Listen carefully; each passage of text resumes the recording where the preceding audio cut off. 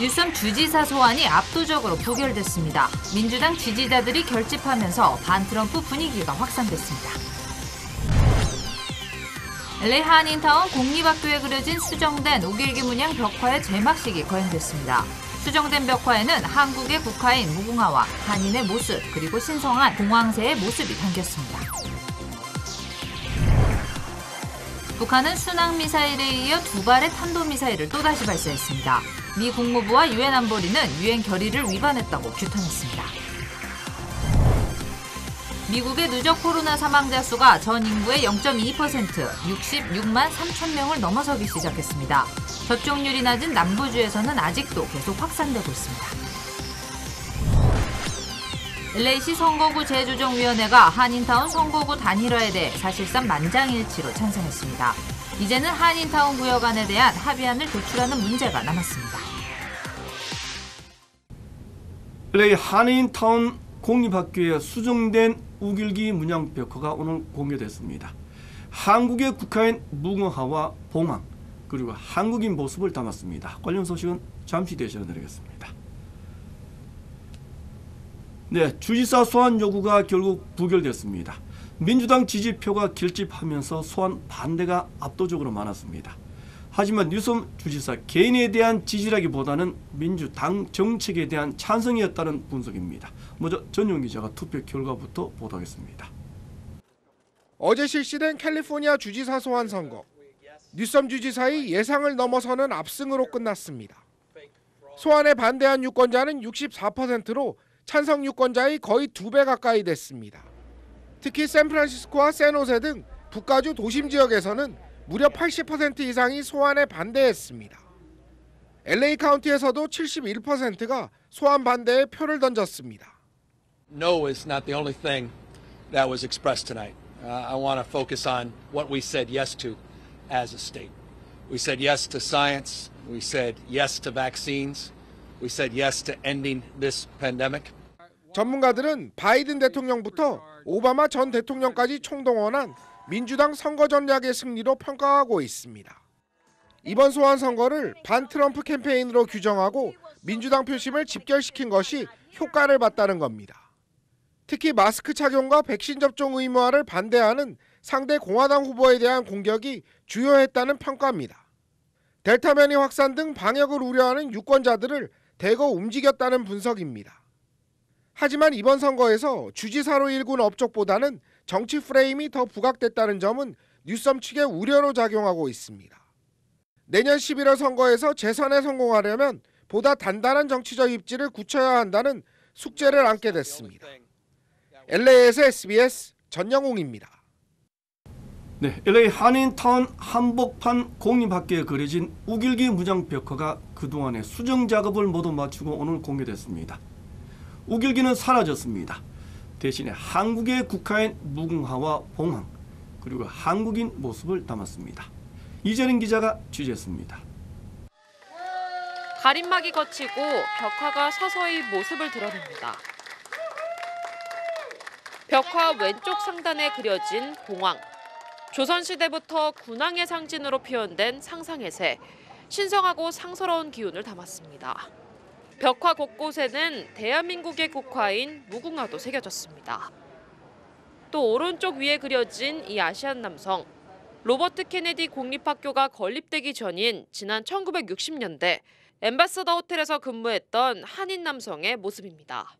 또 옛날에 이 RFK 엠바서더 호텔에서 일했던 그 한국 분이 계셨어요. 그 사진이 있어서 저희가 또 거기서도 영감을 얻었고요. 앞으로 제가 조화를 이뤄 나가서 할머니를 이루어서 좀 더 나은 미래를 창조할 수 있는 그런 것을 가지고 저희가 벽화를 만들었습니다. 처음에 시작할 때는 그것이 과연 변화할 수 있을까 싶어서 걱정을 했지만 긴 여정을 걸으면서 이렇게 변화하고 커뮤니티를 움직였고.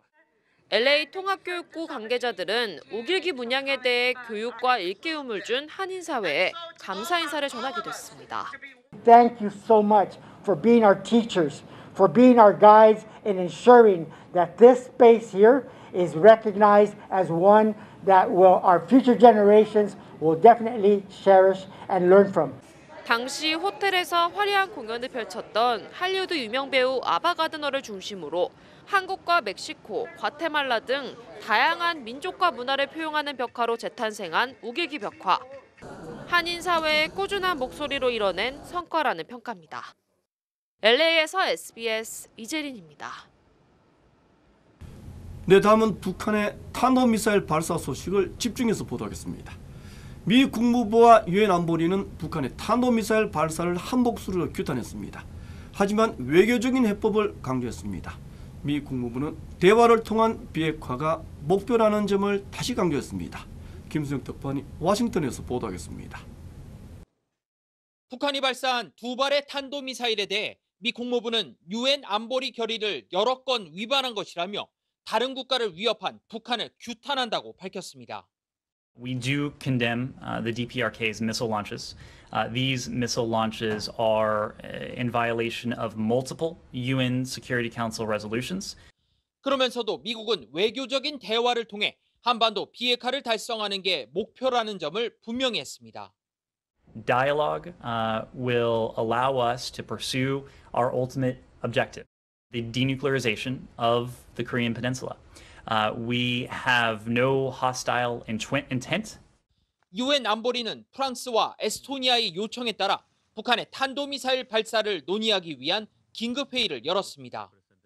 유엔도 외교적인 해법을 강조했습니다. As we've said before, diplomatic engagement remains the only pathway to sustainable peace and complete verifiable denuclearization of the Korean Peninsula.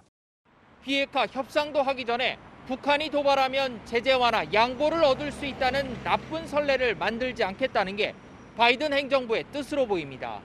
워싱턴에서 SBS 김수영입니다. 또 북한은 순항미사일에 이어서 탄도미사일 두 발을 발사했습니다. 남한 전역이 사정권에 포함됐습니다. 계속해서 김태훈 국방전문기자가 보도하겠습니다. 북한 중부 내륙인 평안남도 양덕 일대에서 어제 낮 12시 34분과 39분, 5분 간격으로 단거리 탄도미사일 두 발이 발사됐습니다. 단거리 이스칸데르 개량형으로 추정되는데 최고고도 60여 킬로미터에 약 800킬로미터를 비행했다고 합참은 밝혔습니다. 미사일 완성도를 자랑하듯 북한 내륙을 100킬로미터 안팎 관통하는 방식으로 쏴 동해 공해상에 떨어뜨렸습니다. 북한 미사일 발사는 올 들어 5번째로 장거리 순항미사일 시험 발사에 성공했다고 발표한 지 이틀 만입니다. 유엔 안보리 결의 위반인 탄도미사일 발사는 지난 3월 25일에 이어 올해 두 번째입니다. 지난 3월 1차로 동해안에서 이스칸데르 개량형의 비행 안정성을 확인한 후 이번에는 내륙에서 비행 거리를 늘려 2차 시험 발사를 한 것으로 추정됩니다. 이스칸데르 개량형은 요격 회피 기능을 갖고 있으며 탄두가 2톤 이상으로 핵 탑재도 가능한 걸로 알려졌습니다. 서훈 국가안보실장 주재로 열린 국가안전보장회의 NSC에선 깊은 우려를 표명하는 한편 필요한 조치를 강구하기로 했습니다. 국제사회 반응은 미묘하게 엇갈렸습니다. 미 인도태평양 사령부는 이번 발사가 미 영토와 동맹국 등에 즉각적인 위협이 되지 않는다고 했고 중국 외교부도 대화를 통한 문제 해결을 견제한다는 입장을 밝혔습니다. 하지만 스가 총리는 일본의 평화와 안전을 위협하는 것으로 강하게 비난한다고 말했습니다. SBS 김태훈입니다. 같은 날 한국군은 잠수함 발사 탄도미사일 SLBM 시험 발사에 성공했습니다. 문재인 대통령은 북한 도발에 대한 억지력을 강조했습니다. 북한의 김여정은 문 대통령의 발언에 대해 남북 관계가 파괴로 치닫게 될 것이라고 위협했습니다. 보도에 안정식 기자입니다. 자체 개발한 잠수함 탄도미사일 SLBM이 충남 태안 앞바다 수면 위로 솟구칩니다. 우리 해군 최초의 3,000톤급 잠수함 도산 안창호함에서 쏘아올린 SLBM 시험 발사가 성공적으로 이루어졌습니다. 미사일은 계획된 사거리를 비행해 목표 지점에 정확히 명중했습니다. 시험 발사 성공으로는 전 세계에서 미국, 러시아, 중국, 영국, 프랑스, 인도, 북한에 이어 8번째입니다. 시험 발사를 참관한 문재인 대통령은 어제 북한 미사일 발사를 도발로 지칭하면서 억지력을 강조했습니다. 북한이 이 탄도미사일을 발사하는 그런 도발을 했는데 그런 북한의 비대칭 전력에 대해서 우리 SLBM이 아주 효과적인 억지력이 될 수 있을 것이라고 생각합니다. 문 대통령 발언이 보도된 지 4시간 만에 북한은 강력히 반발했습니다. 북한은 김여정 명의의 담화에서 문 대통령이 도발이라는 말을 사용한 데 대해 매우 큰 유감을 표시한다며 대통령까지 나서서 상대방을 헐뜯는 데 가세한다면 남북관계는 완전 파괴로 치닫게 될 것이라고 주장했습니다. 김여정은 다만 남북관계가 완전 파괴되는 것을 바라지 않으며 매사 언동에 심사숙고해야 한다고 밝혀 당장 행동에 나서지는 않을 것임을 시사했습니다. SBS 안정식입니다. 네, 남북한이 모두 탄도미사일을 발사한 어제 중국의 왕이 외교부장은 한국을 방문 중이었습니다. 왕이 부장은 문 대통령에게 양국의 핵심 이익과 주요 관심사를 존중해야 한다고 말했습니다. 미국 주도의 포위망에 참가하지 말라는 경고로 해석됐습니다. 계속해서 전형훈 기자입니다. 한국을 방문 중인 왕이 중국 외교부장은 어제 오전 한중 외교장관 회담을 마친 뒤 북한 문제를 언급했습니다. 我们当然希望大家都多做有利于半岛和平和稳定的事情，各个方面，其实不光朝鲜，其他的一些国家也在举行一些军事方面的行动。 발언 당시는 남북의 미사일 발사가 이뤄지기 전이어서 남북의 무력 시위를 견제했다고 보기는 어렵습니다. 한반도 문제를 평화적으로 풀어야 한다는 입장을 재확인한 것으로 보입니다. 왕이 부장은 미중 대결 구도 속의 한중 관계에도 강력한 견제의 메시지를 보냈습니다. 중국 외교부는 왕 부장이 문재인 대통령을 예방한 자리에서 중국과 한국이 각각의 핵심 이익과 주요 관심사를 존중해야 한다고 강조했다고 밝혔습니다. 타이완과 남중국해 등 중국이 핵심 이익으로 꼽는 문제에서 한국이 미국 주도의 대중 포위망에 참여하지 말라는 뜻을 분명히 한 것으로 해석됩니다. 남북의 미사일 발사와 왕 부장 방한이 동시에 이뤄졌지만 한국은 국방력 과시를 위해, 북한은 한미 압박을 위해, 중국은 미중 대결 속 한중 관계 관리를 위해 각자 움직인 셈입니다. 하지만 이런 움직임을 통해 한반도를 둘러싼 첨예한 이해관계가 다시 한번 확인됐습니다. SBS 전용우입니다. 이런 가운데 미국은 호주의 핵 추진 잠수함 보유를 지원하기로 결정했습니다. 중국에 대한 미국의 포위 압박은 더욱 강해지고 있습니다. 김영하 기자입니다. 미국과 영국, 호주는 오늘 인도태평양 지역에서 새로운 3자 안보 파트너십 출범에 합의했다고 밝혔습니다. 그 첫 구상으로 미국은 호주의 핵 추진 잠수함 보유를 지원하기로 했습니다. 미 고위 당국자는 이번 결정이 인도태평양 지역의 평화와 안정을 위한 것이라고 밝혔습니다. 미중 갈등이 격화하는 와중에 미국이 동맹을 규합해 중국을 견제하기 위한 것으로 보입니다. This is about investing in our greatest source of strength, our alliances, and updating them to better meet the threats of today and tomorrow. 우리 정부도 핵 추진 잠수함 개발 의향을 갖고 있다는 점에서 주목됩니다. 미국은 그러나 핵 추진 잠수함 기술 지원은 매우 예외적인 일로 앞으로 더는 없을 것이라고 밝혔습니다. 실제로 미국이 다른 나라와 핵 추진 기술을 공유한 건 1958년 영국이 마지막입니다. 미국과 영국, 호주는 이와 함께 국방과 외교 정책의 고위 관료 간 회의와 관여는 물론 사이버와 인공지능, 수중 능력 분야의 협력을 촉진하고 정보기술 공유를 심화하기로 했습니다. 미국은 오늘 인도태평양 지역에서 동맹 강화를 강조하며 한국과 필리핀 등을 구체적으로 언급하기도 했습니다. 동맹들을 규합한 미국의 대중 압박 강화에 중국이 강하게 반발할 것으로 예상돼 미중 갈등은 더 심화할 것으로 보입니다. SBS 김영아입니다. 네, 다음 소식 전해드리겠습니다. 팬데믹 사태 이후에 미국의 누적 코로나 사망자 수가 모두 66만 3천 명을 넘었습니다. 전 인구 중에 0.2%, 500명 중에 1명 비율로 사망자가 발생한 셈입니다. 하지만 코로나 확산 추세는 아직도 계속되고 있습니다. 최근 일주일 동안 하루 평균 사망자 수는 1,888명으로 집계됐습니다.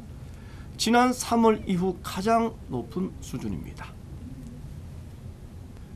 백신 추가 접종 시기와 관련해 파이자 제약회사는 6개월 이후 제3차 접종은 반드시 필요하다고 주장했습니다. 파이자는 2차 접종을 마친 후에는 2달마다 효능이 6%씩 약해지는 것으로 나타났다고 발표했습니다. 이 같은 결론은 자체 임상시험과 그동안 축적된 데이터를 분석한 결과라고 파이자는 설명했습니다. 이에 대해 FDA는 특별한 입장을 밝히지는 않았습니다. 네, 계속해서 로컬 소식 전하겠습니다. LA시 선거구 재조정위원회가 한인타운 선거구 단일화를 사실상 만장일치로 지지했습니다. 이제는 한인타운 구역 합의안을 만들어내는 문제가 남게 됐습니다. 보도 이재린 기자입니다. 지난 월요일 LA시 선거구 재조정위원회가 가진 특별회의 내용입니다. 참석한 위원 중 한 명을 제외하고는 모두 한인타운 단일화에 동의한다고 밝혔습니다. 한인타운을 4지구나 10지구, 13지구 중 하나에 단일화된 선거구로 들어갈 필요가 있다는 내용도 포함됐습니다. LA시의 공식 선거구 재조정위원회가 한인타운 선거구 단일화에 높은 지지를 보내고 있는 겁니다. 네, 지난 월요일 미팅에서 참석한 모든 커미션 위원 중 한 명을 제외하고는 한인타운 단일화에 찬성을 했습니다. 선거구 재조정 태스크포스 팀에서도 매우 긍정적으로 보고 있습니다. LA시 선거구 재조정위원회는 공청회에서 수렴한 의견들을 바탕으로 오는 29일 처음으로 지도 초안을 공개합니다. 이후 다음 달 총 4번의 공청회를 거쳐 각 커뮤니티의 의견을 다시 한번 모을 계획입니다. 한인타운 선거구 단일화를 촉구하고 있는 태스크포스 팀은 한인타운 구획을 지키는 데 우선 힘쓸 방침입니다. 그레이터 윌셔 주민의회 측이 웨스턴길 서쪽 지역은 한인타운이 아니라고 주장하고 있기 때문입니다. 하지만 웨스턴과 웰튼길에는 LA 한인회관과 마당몰 등 주요 한인사회 랜드마크가 있는 지역이어서 TF팀은 한인타운 경계에 포함돼야 한다고 분명히 하고 있습니다. 대화와 설득을 통해 합의안을 구축해내는 게 TF팀의 또 다른 과제로 부상했습니다. LA에서 SBS 이재린입니다. 최근 일본 후쿠시마 원전 경남 용기에서 치명적인 강력한 방사선이 측정됐습니다. 사람이 1시간 정도 피폭될 경우에는 사망할 수도 있다고 합니다. 유승재 특파원이 보도하겠습니다. 일본 도쿄입니다. 일본 원자력 규제위원회 조사팀이 후쿠시마 제1원전 2호기 옥상으로 조심스럽게 접근합니다. 전신 방호복을 입고 있지만 다시 온몸을 비닐로 겹겹이 감싼 뒤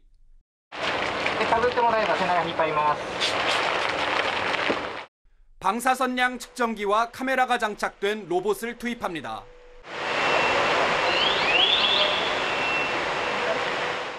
원전 옥상에 진입하기 전부터 고선량임을 알리는 경보기가 울리기 시작합니다.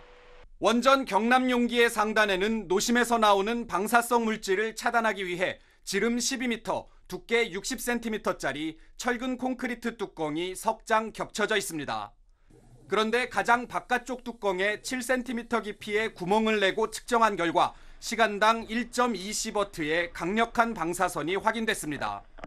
일본 당국은 당초 뚜껑 가장 안쪽의 방사선량이 시간당 10시버트 정도일 것으로 추정했지만 이번 조사로 시간당 수십 시버트에 달할 것으로 분석됐습니다. 10시버트 정도여도 사람이 1시간 머물 경우 사망에 이를 수 있습니다. 看過できない量がある。でこういったものへの対処について遮蔽をどう考えるかというのは今後大変重要な問題になってきます。 그러나 뚜껑 한 장의 무게만 150톤이나 되고 사람이 접근하기도 어려워 앞으로 30년으로 예상하고 있는 폐로 계획 전체에도 차질이 불가피해 보입니다. 도쿄에서 SBS 유성재입니다. 네, 부동산 사업을 기반으로 성장했던 중국의 재벌 기업인 헝다그룹이 파산 위기에 처했습니다. 자칫 중국 경제 전반에 큰 충격파가 될 수도 있다는 우려감이 커지고 있습니다. 김지성 특파원이 전하겠습니다. 베이징입니다. 광둥성 선전시 헝다그룹 본사에 시민 수십 명이 몰려들었습니다. 투자한 돈을 내놓으라며 거칠게 항의합니다. 헝다그룹이 판매한 금융상품을 샀다가 원금마저 돌려받지 못한 투자자들로 고층 건물 옥상에서 아찔한 장면을 연출하기도 했습니다.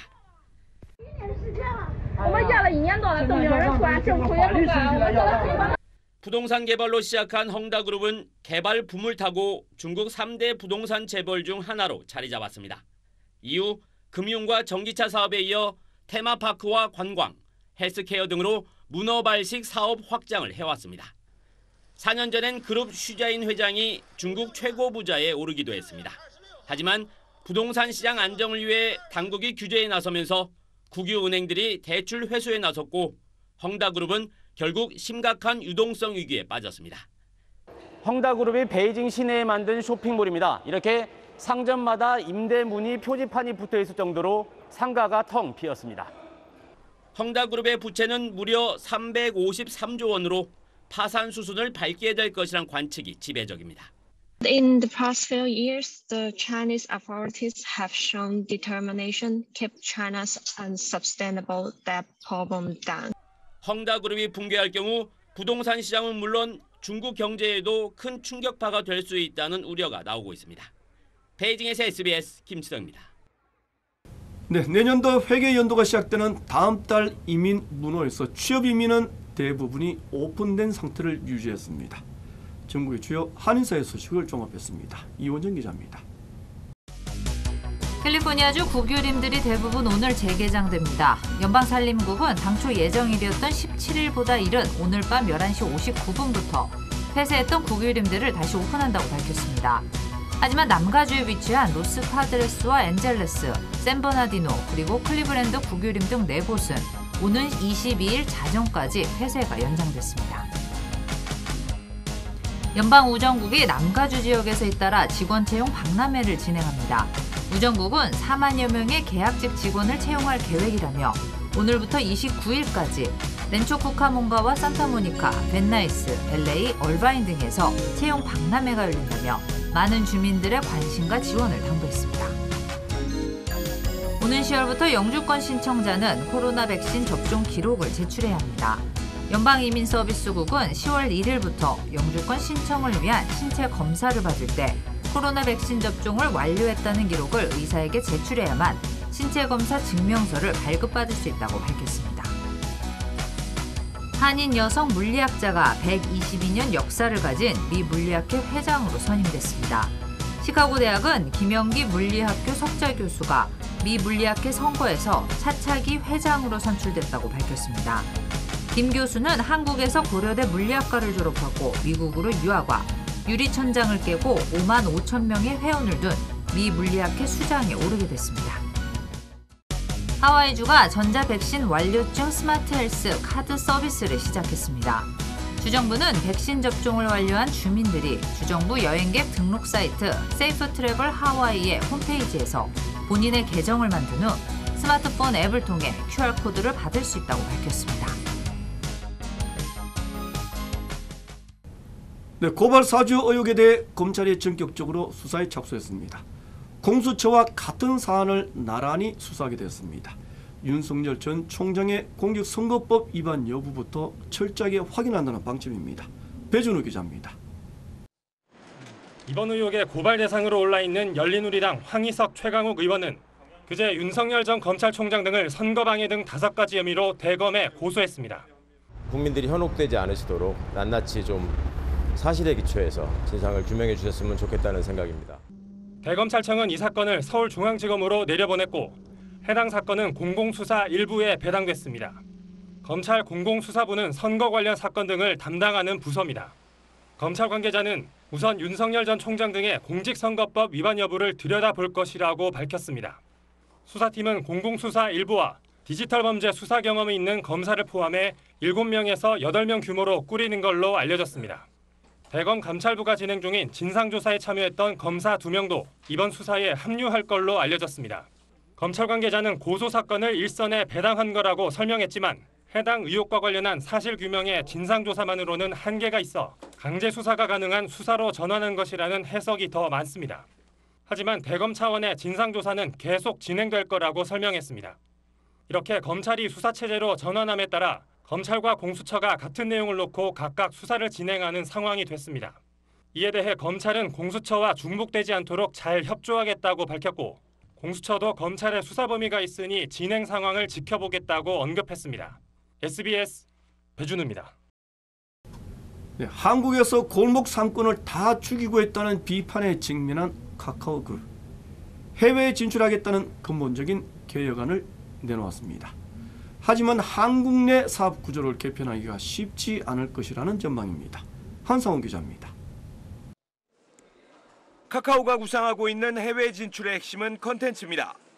국내 최대 음원 사이트 멜론을 활용한 음원과 영상, 그리고 최근 인수한 북미의 웹툰 웹소설 플랫폼을 통해 현재 아시아 중심인 서비스 지역 확대 등을 시도하고 있습니다.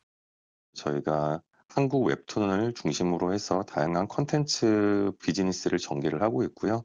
실제로 일본과 동남아에서는 1위 콘텐츠 플랫폼을 운영을 하고 있습니다. 모바일 게임을 중심으로 해외 매출을 늘리고 있고 싱가포르에 블록체인 자회사도 설립했지만 수익은 아직 미미한 수준입니다. 지난해 카카오 전체 매출 4조 1천억 원 가운데 해외 매출은 10분의 1도 안 됩니다. 국내에선 독점적 지위를 갖는 메신저 서비스 카카오톡이 해외에선 힘을 쓰지 못하기 때문인데 2011년 일본에서 메신저 라인으로 성공한 뒤 글로벌 메신저로 키워 해외 사업을 확장한 네이버와 비교되는 대목입니다. 내수 시장에서 수수료 위주로 수익을 내는 사업 구조 탈피가 쉽지 않을 수 있다는 지적입니다. 사람을 많이 확보해 놓고 나니까 뭘 해도 그냥 되는 거예요. 이들은 스스로 사정작용을 하기가 어려운 상황인데 플랫폼 지배력 남용이란 비판이 거세지며 근본적 변화를 선언했지만 새로운 사업 전략이 뭔지 구체적인 대안은 부족하다는 평가입니다. SBS 한상우입니다. 네, 이재명 후보와 관련이 있다는 소위 대장동 개발 의혹. 이 후보는 수사하자는 요구에 100% 찬성한다고 답했습니다. 강민우 기자가 취재했습니다. 대장동 개발 의혹을 반박하는 기자회견을 했던 이재명 경기지사. 경기도 의회에서 수사 요구에 찬성한다면서 정면 돌파의 뜻을 밝혔습니다. 제가 알기로는 이미 수사 몇 번 했습니다. 또 요구를 하면 뭐 하시는 거야. 저는 100% 찬성한다 이 말씀 먼저 드리고. 당시 민간 컨소시엄 참여자들이 모든 비용과 위험을 부담했고 성남시는 오로지 인허가권만 행사했다고 거듭 주장했습니다. 국회 대정부 질문에선 개발 시행사의 1% 주주인 화천대유가 지나치게 높은 수익률을 올린 것 아니냐는 야당 의원 질문에 총리가 이런 답을 했습니다. 저런 수익률이 과연 가능하냐라고 하는 것에 대해서 제가 뭐 이런 내용을 잘 몰라서 그렇겠습니다만은 조금 상식적이지는 않다. 이낙연 전 민주당 대표는 국회의원 사직안 표결 전 국회 연설에서 정권 재창출을 위해 자신이 가진 가장 중요한 것을 던진다고 말했습니다. 종로구민 여러분께 죄송합니다. 저희 보좌진 여러분께도 사과드립니다. 사직 안건은 가결됐고 민주당 의석수는 169석으로 줄었습니다. 민주당 선거관리위원회는 경선을 중도 포기한 정세균 전 총리의 득표를 무효 처리하기로 했습니다. 이에 따라 이재명 후보의 누적 득표율이 51%대에서 53%대로 오를 걸로 보여 다른 후보들은 촉각을 세우고 있습니다. 민주당 경선 후보들은 오늘 광주, 전남 지역 TV토론에서 다시 맞붙습니다. SBS 강민우입니다. 네, 국민의힘 대선 경선에서 8명의 후보가 1차 컷오프를 통과했습니다. 윤석열, 홍준표 후보의 양강 구도로 갑니다. 김영래 기자입니다. 국민의힘 대선 경선에서 1차 컷오프를 통과한 8명은 가나다 순으로 안상수, 원희룡, 유승민, 윤석열, 최재형, 하태경, 홍준표, 황교안 후보입니다. 일반 여론조사 80%와 당원 여론조사 20%를 합산해 11명 중 3명을 탈락시킨 건데 후보별 득표율과 순위는 공개되지 않았습니다. 비율이나 뭐 이런 거는 공표하는 게 법상 금지되어 있어요. 서로 1등을 했다고 주장하는 윤석열, 홍준표 후보의 지지자들 사이에서는 어대윤, 어차피 대선 후보는 윤석열, 무야홍, 무조건 야권 후보는 홍준표란 신조어가 회자되고 있습니다. 홍 후보는 윤석열 캠프 측이 고발사주 의혹 제기 과정에 홍준표 캠프 관계자가 개입했다고 주장하는 정치 공작을 벌였다며 윤 후보의 사과를 요구했습니다.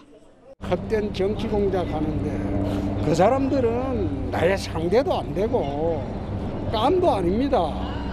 자꾸 그러면 그냥 안 둡니다. 윤 후보 측은 홍 후보야말로 사실관계도 확인하지 않고 윤 후보에 대해 정치 공세를 폈다고 맞받았고 윤 후보도 직접 견제구를 던졌습니다. 뭐 그렇게까지 나오실 필요가 있습니까? 무슨 실명을 거론한 것도 아니고 그 자리에 누가 있었다 하니 그 신원 있었으면 신원을 밝혀달라고 한 것인데.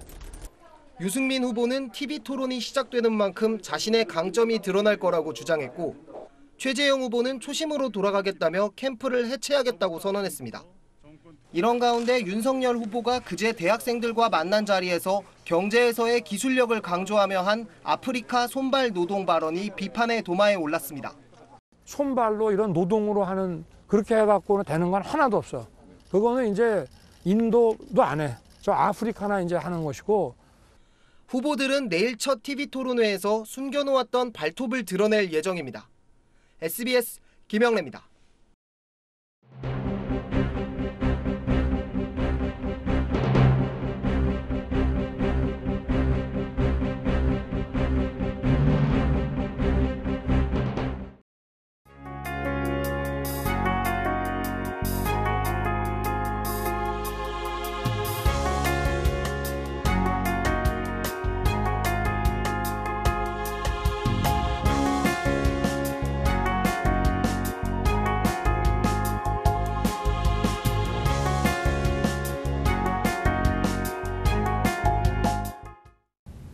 우길기는 사라지고 봉황은 날았습니다.